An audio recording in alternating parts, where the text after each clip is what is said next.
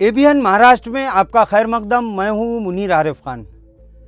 नाजरीन, औरंगाबाद नाम तब्दीली के खिलाफ मुस्लिम नुमाइंदा कौंसिल की जानिब से आज शाम 7:30 बजे मौलाना आज़ाद रिसर्च सेंटर मजनू हिल औरंगाबाद में एक एहतिजाजी जलसा याद औरंगाबाद के उन्वान से मुनाकिद किया गया है, जिसमें तमामी सियासी पार्टियां इस मामले को लेकर अपना मौक़िफ़ पेश करेंगी, जिसमें शहर की तमामी सियासी, समाजी और फलाही तंजीमों के जिम्मेदारान नाम तब्दीली मामले पर अपना मौक़िफ़ पेश करेंगे।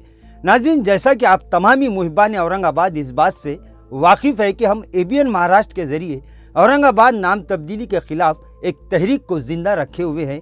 नाम तब्दीली पर जब भी कोई नई अपडेट मिलती है, हम इसे एबीएन महाराष्ट्र के ज़रिए अपने नाज़रीन और मुहिबान औरंगाबाद तक पहुंचाने की कोशिश करते हैं, जिसमें आप सभी का भी भरपूर ताउन रहा है।